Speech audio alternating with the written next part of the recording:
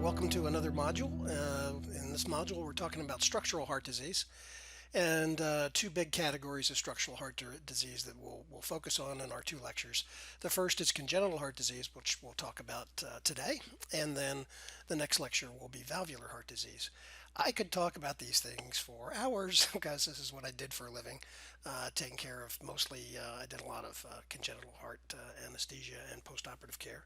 Um, so I think this is something that's incredibly important for the master's level respiratory therapist to have a handle on. They're both very complex areas with a lot of implications, but I've sort of distilled this down to what I think are the basic, very important things that a respiratory therapist should know. I'll just start out by saying that we, I've seen respiratory therapy educators teaching about congenital heart disease, and it's all about the various abnormalities and the anatomic approach or anatomic considerations. You're going to find I'm a very physiologically oriented in terms of my approach, and we'll touch on that as we work through it. We will go through, each of the important and common types of congenital heart disease you'll encounter, but we're really going to focus on it from the physiology and how it impacts you in the care of, and management of their ventilation. So let's go ahead and get started and start from the top. So congenital heart disease, and that's me. After viewing this lecture, it's hoped that you're going to be able to describe the pathophysiology and management of duct-dependent newborns with congenital heart disease. Again, that's what I'm considering the physiologic approach. There's a whole bunch of anatomic types of congenital heart abnormalities that fall into this category, but we'll spend some time talking about the duct-dependent physiology because that's incredibly important if you're working with these newborns in particular. In maintaining that duct and maintaining a balance between systemic and pulmonary flow. We'll describe the most common forms of congenital heart disease and the challenges they present, and then we'll explain the care of the patient with hypoplastic left heart syndrome, as that really epitomizes a variety of different kinds of circulatory challenges which culminate in the Fontan physiology, which is very important for you to understand. So congenital heart disease is very common, almost 1% of all births. The most common is VSD, and that represents about a third of all congenital heart disease. And a lot of those are small muscular VSDs that close and don't really require any any further intervention. Very often they're missed at birth, like ASDs, coarcts, bicuspid aortic valve. Those are the types of diseases that frequently present later in life. When we start to see secondary changes that occur in physiology and anatomy. Prenatal echo has become really pretty widespread in the United States, so that by the time, and it's gotten so good, once upon a time you could barely tell what they were looking at in the uterus when they did those. It's always exciting to see the heart beating, but you really couldn't tell how the heart was structured. But nowadays, the echo has gotten so good and so precise, and that we can diagnose an awful lot of these prenatally, and then get the mom to a center where they can care for her child's congenital heart disease. So that's an important part of the screening for pregnant women to make the diagnosis and to get the appropriate care for that child. Because you can have a perfectly normal life if you've got your congenital heart disease repaired. So it's important. Currently, 1 million children, 1.4 million adults. So we now actually have more adults by virtue of our success in treating these kids. They've grown up and become adults, and you'll be seeing them as adults with congenital heart disease. So you need to understand a little bit about how that plays out in terms of what you can expect physiologically. And a fairly significant part of all neonatal deaths are related to congenital heart disease. And it's also important to consider the fact that a very high percentage, 15% of those with congenital heart disease, have related genetic syndrome. So, for example, the child with trisomy 21 or Down syndrome Those children very commonly have ASDs, VSDs, and what we call an AV canal defect, which is really a combined ASD VSD with some valvular involvement. And Turner syndrome. There's a whole variety of syndromes that have related congenital heart diseases. I'm not going to expect you to know those individually. You'll come across them as you take care of the patients and can learn about them by searching on PubMed.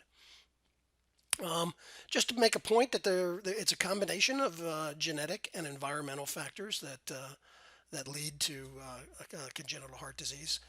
This just shows you some of the exposures that are related to the development of heart defects. So rubella uh, in the mom early in term can result in PDAs and peripheral pulmonic stenosis.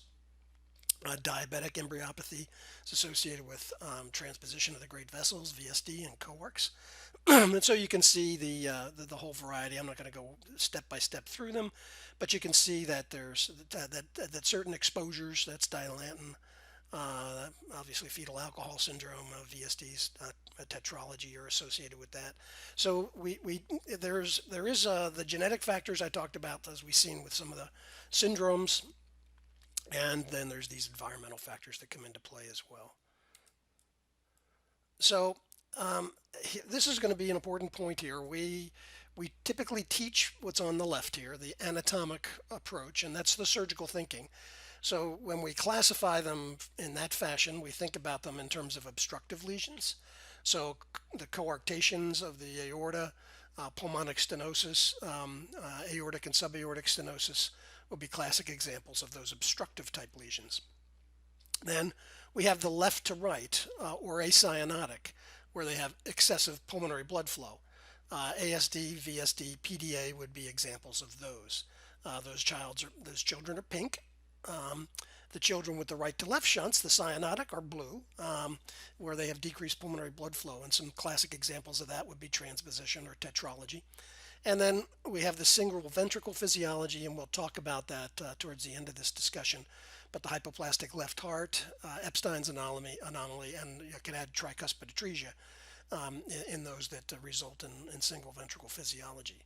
I want to have you start thinking about the RT physiologic side, because that relates to your understanding and intervention with the management of ventilation in these kids.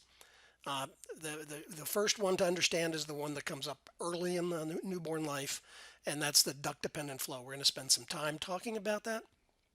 That's where we really are counting on the presence of the ductus arteriosus in the post natal time period for blood flow to occur to either the lungs or the systemic circulation. So duct dependent flow can be important for both pulmonary or systemic flow.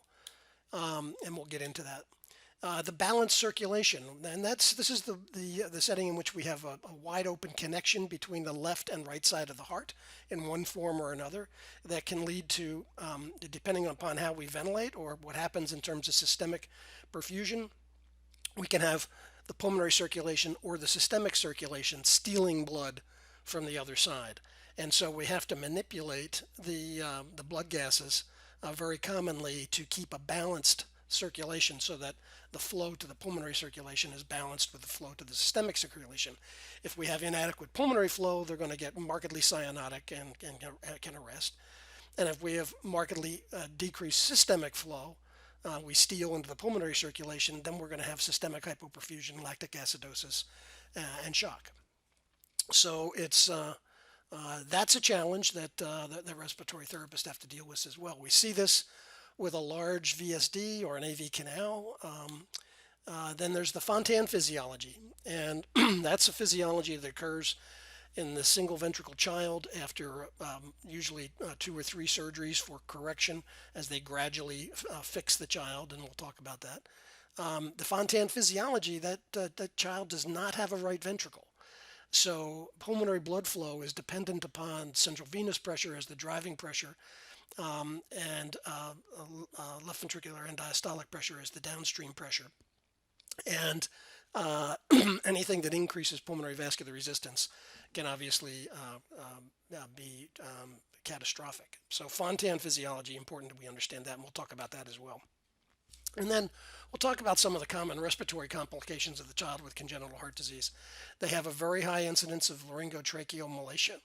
By the way, they also have a very high incidence of laryngospasm that can be very difficult to manage. That's a Dr. Coyleism, but it's really true. Some of the worst laryngospasm I've seen is in these kids in the recovery room after other kinds of procedures. Plastic bronchitis, something that happens basically as a result of fibrinous proteinaceous material accumulating in the tracheobronchial tree. We see this in kids after Fontan, hypoplastic left heart after repair, and some of the other congenital heart diseases. It's kind of unique. They have basically they take out these casts of proteinaceous fibrinous material out of the airways, and the children get better. So let's first talk about one of the most common types of lesion that you'll deal with, and that's coarctation of the aorta. In coarctation of the aorta, we get basically a constriction of the aorta, usually at the position where the PDA would used to be or is, and that's it causes a scarring or a pulling down, a constriction of the aorta. They can be in one of two locations before where the duct was and after where the duct was. If they're before where the duct was, that's the less common form, but it has a markedly increased afterload for the left ventricle. And so those children are very commonly in heart failure as a result of that right heart failure. It can be associated with other anomalies, so it can be associated with VSD, PDA, or transposition. The postductal is the much more common. That usually doesn't present until later in life. The preductal is pretty obvious with failure early, while the postductal tends to be picked up because of decreased pulses in the lower extremities. So when picked up by the pediatrician in a well baby check, it's the more common form, often associated with collateral circulation, and it's diagnosed by that difference in blood pressure in the upper extremities versus the lower extremities. Does need to be usually needs to be repaired. It's typically that repair takes place in school age child or adolescent. If it's not fixed, it leads to chronically elevated afterload for the left ventricle, hypertrophic cardiomyopathy as a result, as well as impaired systemic perfusion below the lesion. So it's diagnosed by the difference in pulses above and below by chest X-ray. Echocardiography is really the more definitive. Cardiac catheterization can give a more precise diagnosis, but it's usually diagnosed by echo. And the treatment, you got to support that right ventricle with a little inotropic support to maintain systemic perfusion. In the child with the preductal, we use prostaglandin infusion to keep the PDA open, so that we can basically decompress the left heart, and pending surgical repair. So what happens is I think I said earlier right ventricle. It's the left ventricle that dilates and fails in a preductal coarct, and prostaglandins allow for some decompression of that and flow to the pulmonary circulation.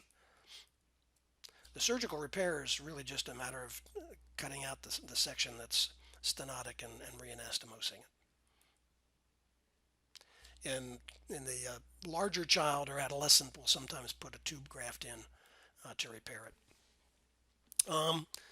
PDA, another very common anomaly, particularly in the premature neonate, where it fails to close as we make transition from intrauterine to extrauterine cardiac physiology.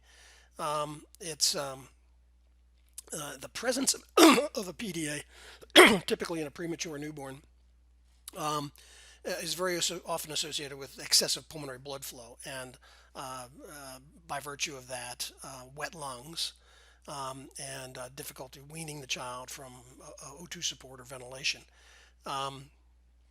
If it's just the PDA in and of itself, we can manipulate the prostaglandins in the around the PDA, which normally control its closure during right after birth or at birth. Um, and we do that by using cyclooxygenase inhibitors, and indocin is the one that was used traditionally, but indocin is a very, very potent cyclooxygenase inhibitor, and lots of side effects. And then the neonate, there's a risk of bowel injury and necrotizing enterocolitis with it. So ibuprofen is used in a lot of places. If you're using indocin, you should really limit it to a couple of doses. Ibuprofen can be given on several doses. Sometimes they don't close with the administration of indocin or ibuprofen, and then they require surgical clipping. We used to do those up in the NICU, set it up and go upstairs, and it's usually just a matter of putting a clip across it. So it's a relatively quick procedure. It can be disastrous because sometimes that PDA can be as big as the aorta, and I've seen somebody put a clip on the aorta. Obviously, that can be disastrous. We recognized it right away, so it wasn't a problem. But that can usually be done in the NICU. Now, we're going to talk about in some settings, that duct is important because otherwise we don't have mixing of the pulmonary and systemic circulation. And so keeping that duct open allows for both oxygenation and systemic perfusion, albeit with blood with low sats, but at least some sats, and allows us to get the child to a primary repair, or a blay-lactosic shunt to reproduce the PDA and create pulmonary blood flow from the subclavian. We'll talk about that in a minute. Ductus arteriosus, that's a fetal circulation component that contains, that's that connection that we just saw from the pulmonary artery to the aorta. Under normal circumstances, in the fetal circulation, it shunts blood away from the lungs, and allows for better systemic perfusion. Remember, the oxygenation is coming from mom in that setting, right? Prostaglandins in the wall of the ductus arteriosus, vasodilatory and vasoconstricting type prostaglandins control that transition. They they close with an increase in PaO2 and a decrease in the level of prostaglandins, and hence that's why we use the cyclooxygenase inhibitors to help it close, or we infuse prostaglandins to keep it open if we're counting on it for flow in transition to some sort of surgical repair. PDA, when you've got a child with a PDA up in the NICU, it's got a very characteristic murmur. It's called a machinery murmur or washing machine. You hear it best along the left sternal border, and it sounds kind of like this. See if I try my little graphics here.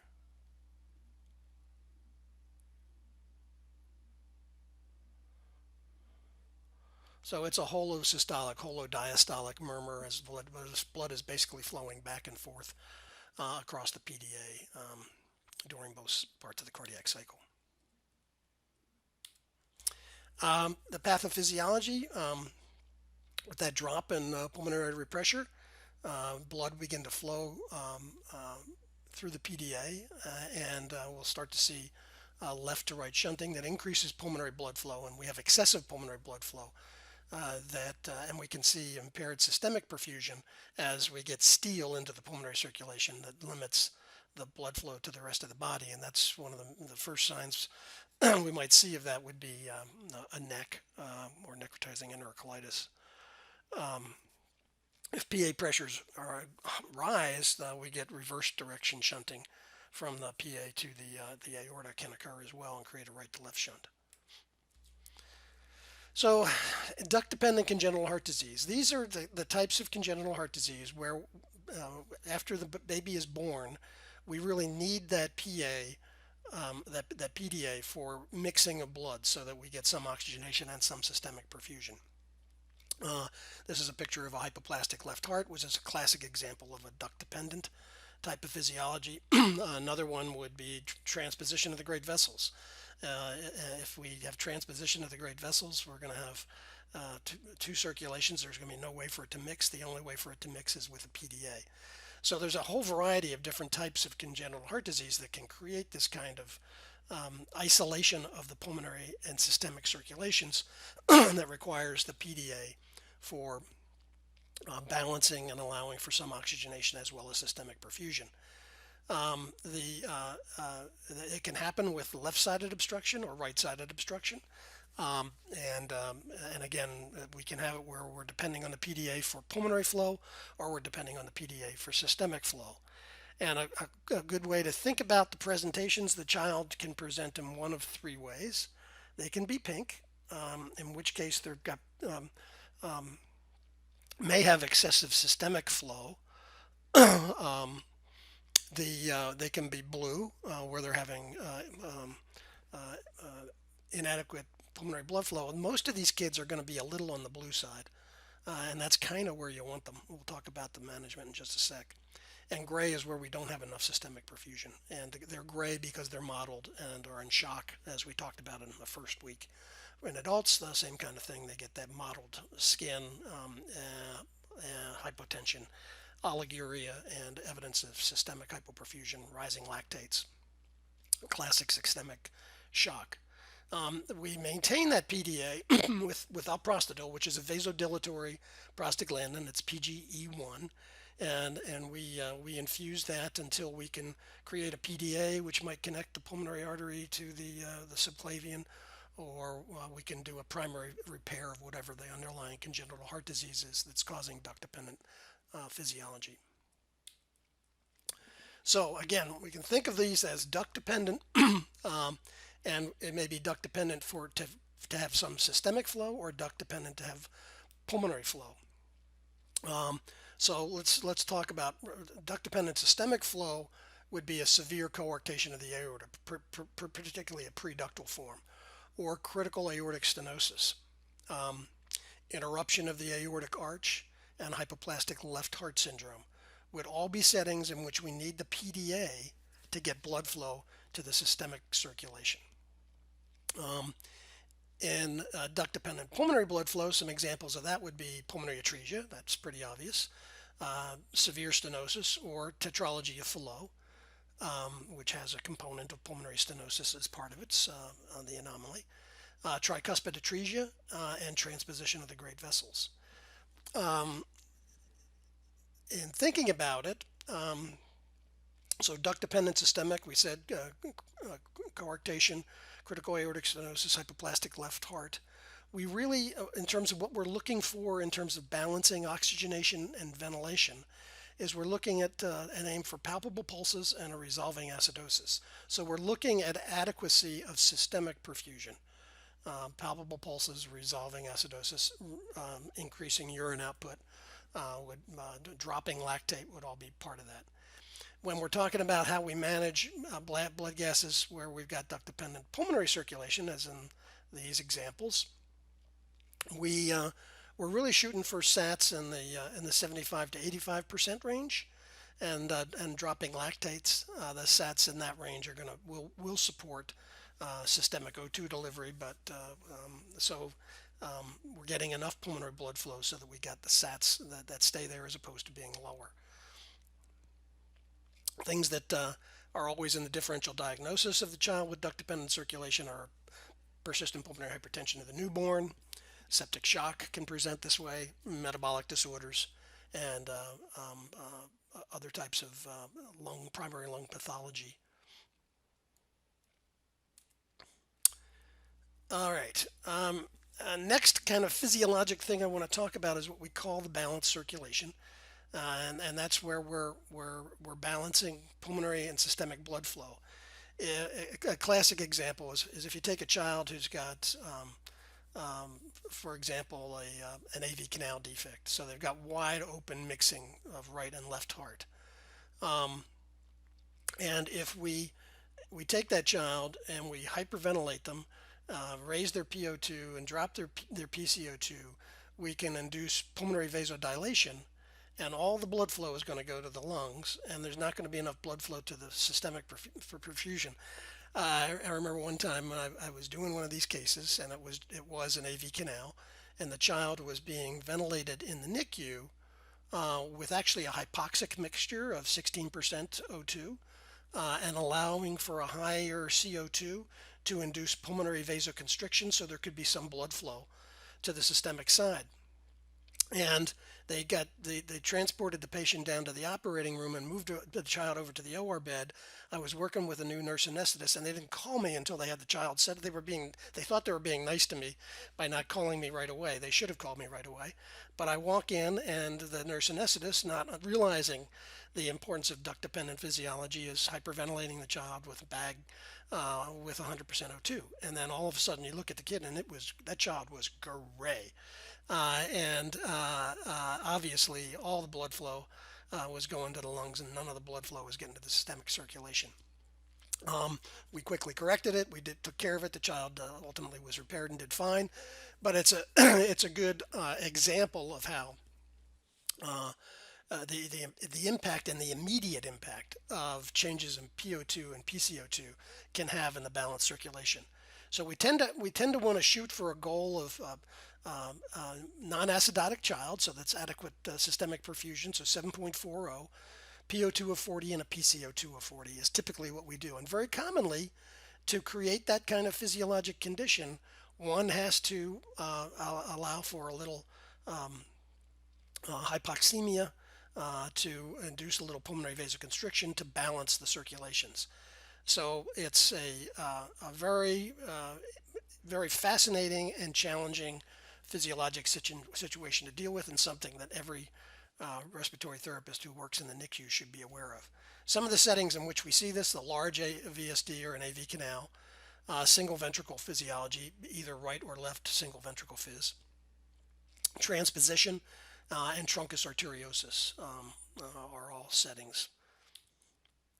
So balancing the systemic and pulmonary circulation, you may induce hypoxemia to increase PVR and hypoxic pulmonary vasoconstriction to get adequate systemic flow. You could, if anything that decreases systemic vascular resistance can help increase systemic flow. Hypercapnia is sometimes used to increase PVR and decrease systemic vascular resistance. So hypercapnia has opposite effects, right? If we allow the CO2 to rise a little bit, it increases pulmonary vascular resistance but decreases systemic. So that's another manipulation that one can do. Hypocapnia can, used in pulmonary artery hypertension, can decrease pulmonary vascular resistance, but you need to balance that with all the positive airway pressure required for hypocapnia may have an impact on venous return. We talked about the basic important physiologic considerations. We're going to get to Fontan towards the end. Let's run through some of the common defects and some of the considerations with those. ASD is the most common congenital defect after VSD, and it can happen in one of two places. It can be a secundum or a primum.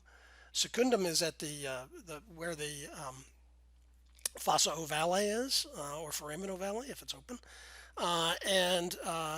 whereas a primum defect is usually larger and includes the thicker part of the base of the interatrial septum.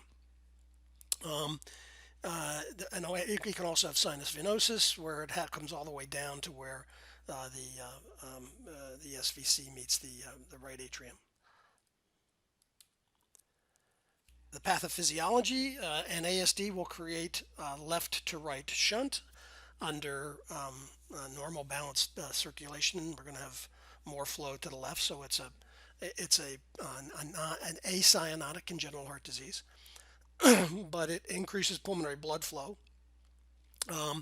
It may manifest symptoms later in life. Very commonly, they're not detected until later on. If they're small, they're sometimes detected when somebody has a stroke and they've thrown a clot that's gone across the ASD to the left side of the heart and caused embolization and stroke. But most of the time, we pick them up earlier by listening. The murmurs are pretty characteristic, and echo can be done to make a definitive diagnosis. Treatment.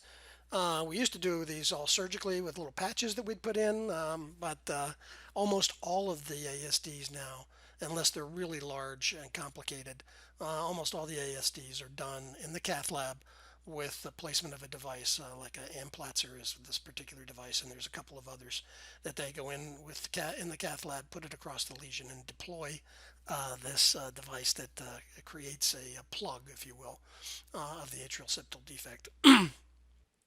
So this is not something we usually see in the OR anymore.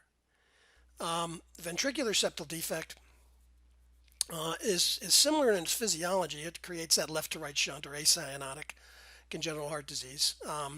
In the newborn, if it's large enough, it might result in overload of the LV, and it may affect muscular membrane. It can be a small muscular defect, or it can be up a larger defect higher up in the septum. Um, uh, so lots of different ways in which we see it present.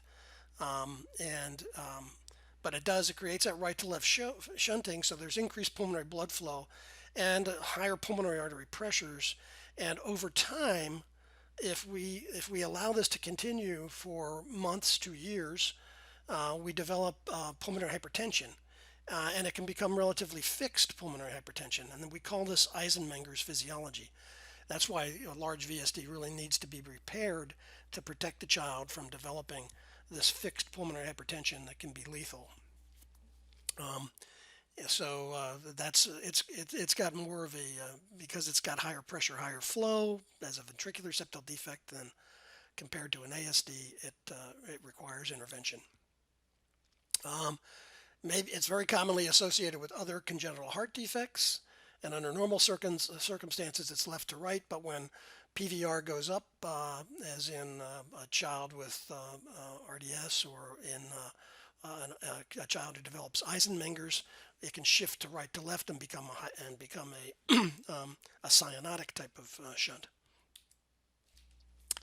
AV canal is kind of a combination of an ASD and a VSD, where it's kind of wide open connection of both the atria and the ventricles. We see this in children with Down syndrome, but it's a combination of these defects, and because it involves the basic structure, fiber structure that suspends the valves, you can frequently have AV valve regurgitation and classically mitral regurgitation. And it requires surgical correction, where they basically patch the both, and if necessary, repair the valve to restore normal physiology. Tetralogy of flow. Tetralogy is a fairly common, maybe third or fourth most common type of congenital heart disease. And it's a dynamic type of congenital heart disease. So what it consists of, we have a VSD, so there's bidirectional shunting across that depending upon PA pressures, or right ventricular pressures. You have an overriding aorta, which tends to override the right ventricular outflow tract a little bit. Instead of just being over the LV, it stretches out over, and that sort of accentuates the shunting at the level of the VSD. And we have pulmonary stenosis, and it's usually a muscular pulmonary stenosis.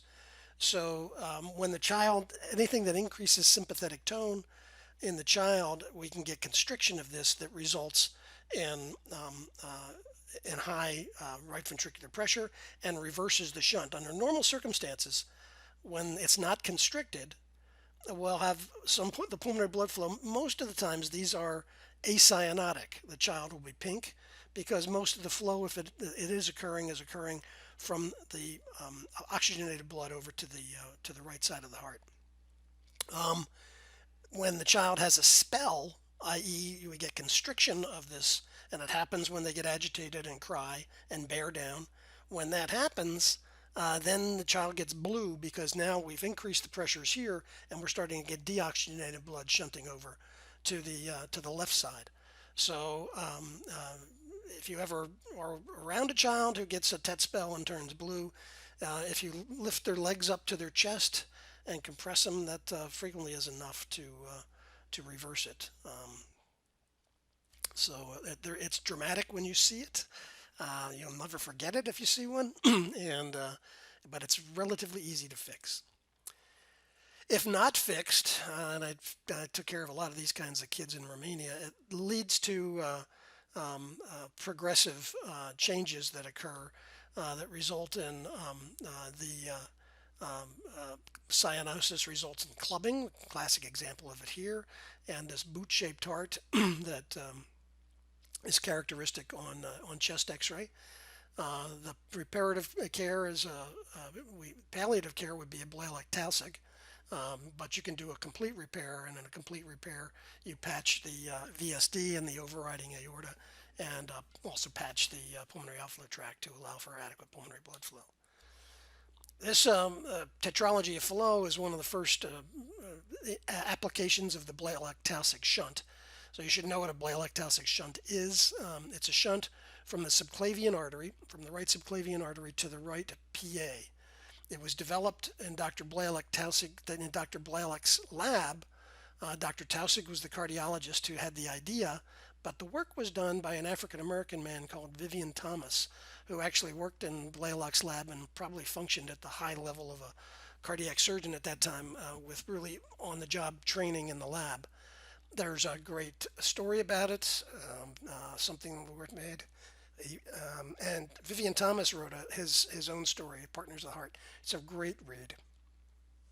Nowadays, and by the way, this can also be done with a conduit, a Dacron conduit, to maintain the flow to the subclavian. The, the problem with the BT shunt, and obviously that's a way, if you're duct dependent, that's a way to get mixing of blood from the left side to the right side to get pulmonary blood flow, and then you can allow the ductus to close, and you can allow the child to grow, and then repair the primary problem when they're a little bigger. And that's what we used to do. But we shifted about 20 years ago to basically going and repairing most of these primarily. So most of the time we're taking the kid with a duct dependent circulation as a newborn down to the OR and fixing the heart from the beginning. But we used to palliate with a BT shunt. And nowadays we much more commonly use a Sano shunt, which is basically goes from the RV to the main PA. And then that's been associated with less coronary steal. The flow through here can become pretty high to the point that it steals blood from the coronaries, which come off here, and you can get coronary ischemia from it and create a coronary steal phenomenon. Transposition of the great vessels, another relatively common. We basically have, if we have transposition with no mixing, we've got the right and left side don't both pump along by themselves and never never connect. So obviously, for the child to survive, there has to be a connection. Sometimes they're associated with a VSD or an ASD. They're very much dependent on that ductus staying open, so they'd be on prostaglandins to keep the PDA open if they didn't have some other mixing lesion. The other thing that's done in these kids is they take them to the cath lab as a newborn and create an ASD, and that's called a Raskin procedure, which was used to be used a lot. Now this is a child we would once upon a time you do a Raskin. Now we would take this child and do a complete repair. A complete repair is literally, I think I got a picture of it. Moving, basically transposing the aorta and PA. So most of them, they have to have some sort of mixing lesion for them to survive. It's diagnosed by echo, and that's the most common way in which we hear about it. A lot of the times this is one that's known prenatally, so mom has been able to get to a unit that can take care of her. So here's the little graphic of the repair. The short term, we can do that Rashkin where we do a balloon septostomy, basically pop a hole in the atrial septum that allows for mixing. But nowadays we maintain that PDA with prostaglandin, L-prostadil, and do the surgical correction. And this is the Jettine operation, where you have this physiology, and they literally switch back. And to switch back, obviously, you need to reimplant the coronary arteries so that you've got blood flow to the left ventricle.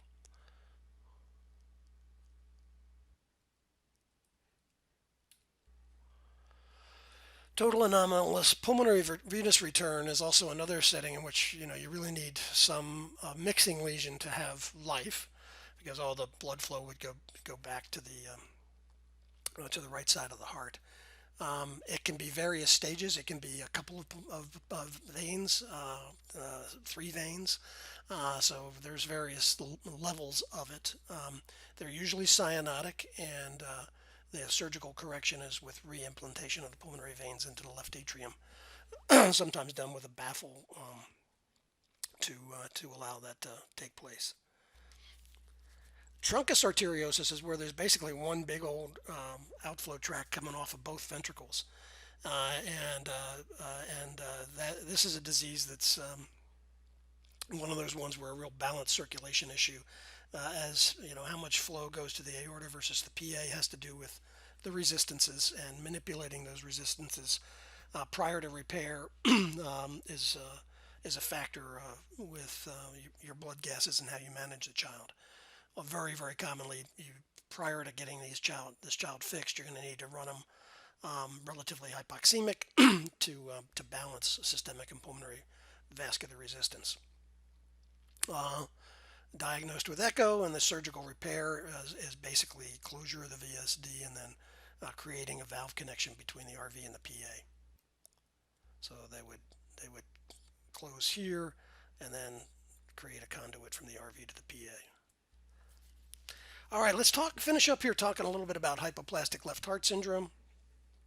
Um, Hypoplastic left heart syndrome is there's a variety of different anomalies that can create it, but it's a cyanotic congenital heart defect where the right heart is pumping blood to the body through the PDA, because the left ventricle has not developed. It's failed to develop in utero. And if that PDA closes, the child gets hypotensive and shocky, and we maintain balance by virtue of keeping that PDA open, and maintaining the 40-40 that we talked about earlier. The surgical treatment of hypoplastic left heart requires really three. So here's what it looks like. We've got a small hypoplastic, underdeveloped left ventricle, and the right ventricle is doing all the work. You can't survive and have systemic blood flow initially without a PDA.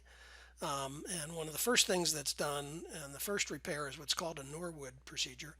I'd worked with Dr. Norwood in Boston Children's Hospital sometime over a beer. I'll tell you stories about him. He's not somebody you'd want to work with, but he was a genius, not much of a guy.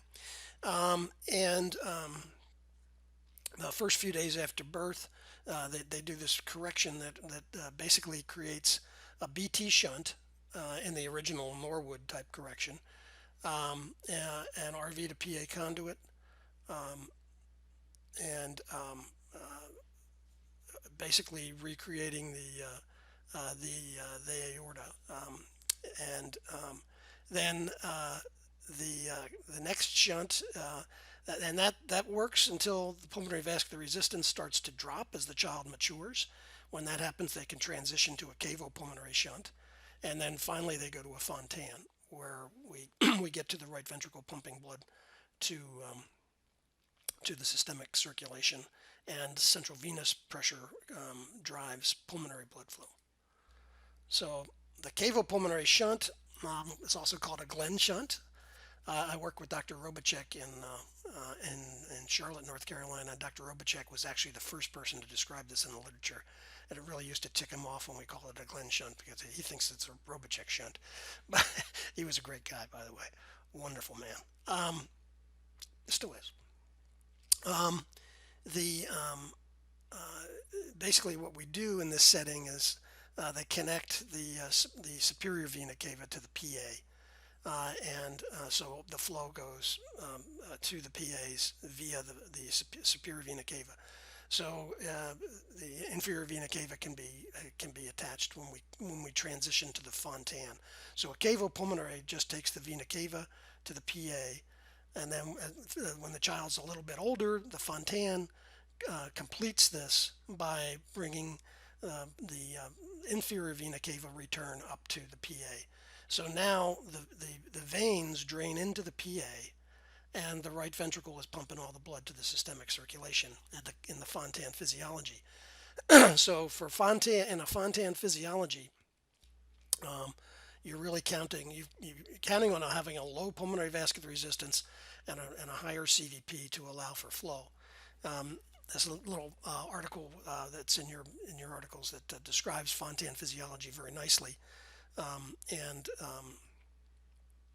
basically what's happening is that ultimately we take out the RV, and we have a physiologic situation in which we have a single ventricle pumps to the systemic circulation, comes back into the vena cava to the pulmonary circulation, and then back to the left side of the heart. So the driving pressure is the really driving pressure is systemic arterial pressure. These kids are a challenge for us because anything that leads to an increase in pulmonary vascular resistance can markedly decrease right ventricular function, cause RV dilatation, and inadequate perfusion. So they can get into this cycle of sympathetic stimulation for surgical stimulation, pain, and sympathetic activation, or airway issues that produce hypoxemia or hypercarbia. Can contribute to this increase in right-sided pressures and resistance, RV dilatation and failure, and as the RV dilates and fails, systemic perfusion starts to drop, and they get ischemic and have a low cardiac output. They'll have right ventricular ischemia. Even with normal right coronary artery, they still get ischemic because of the markedly increased afterload for the single ventricle. Now, a little point about single ventricles that I want to make is that this is the most common, the hypoplastic left heart. But we can also have a hypoplastic right heart where the left ventricle is doing all the work. We see that with Epstein's anomaly, which is an anomaly of the tricuspid valve where it's displaced lower and leads to basically underdevelopment of the right ventricle. And we can see it in tricuspid atresia. Those kids actually do better because their systemic ventricle is an LV, which has got a thicker, more muscular wall. The kids who have hypoplastic left heart as they get to be adults do more poorly because they're talking about a thin-walled right ventricle that isn't built for systemic pressures, if you will, in terms of the structural anatomy. So as we see these kids as big kids, they can still have problems and actually can have further problems if the hypoplastic left hearts are the work that have often have trouble in their 20s and 30s. Management of the pulmonary hypertensive emergencies. We've talked about this. We'll talk more about it when we get into persistent pulmonary hypertension in the newborn, but we want to hyperventilate them, treat the acidosis, drugs that increase inotropic state of the heart, and inhaled nitric oxide is kind of key in managing this, prostaglandin infusions, and then ultimately ECMO may be required if the inhaled nitric oxide and phosphodiesterase inhibitors are not adequate. Just some common respiratory complications after congenital heart surgery, and there's a good reference on this in your references for this module. They can have pulmonary infections, atelectasis, particularly in the postoperative child. These pulmonary hypertensive crises. The surgical trauma can damage the phrenic nerve and the recurrent laryngeal nerve because it comes back down around the aorta. And they very commonly have laryngeal and tracheal malacia from long-term intubation that makes extubation and long-term care difficult.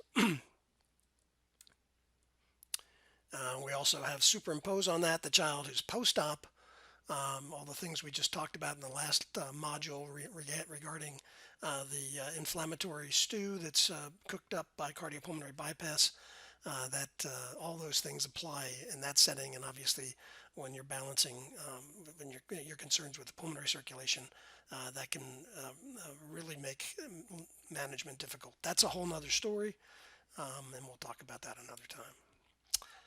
Well, I hope that helped highlight some of the important physiologic considerations with congenital heart disease and a rationale for how we manage the balanced circulation, the duct-dependent circulation, and the Fontan physiology in these kids, which is an important role that you have in the NICU. Take care, and if you have any questions, please feel free to email or call. I look forward to hearing from you. Talk to you soon.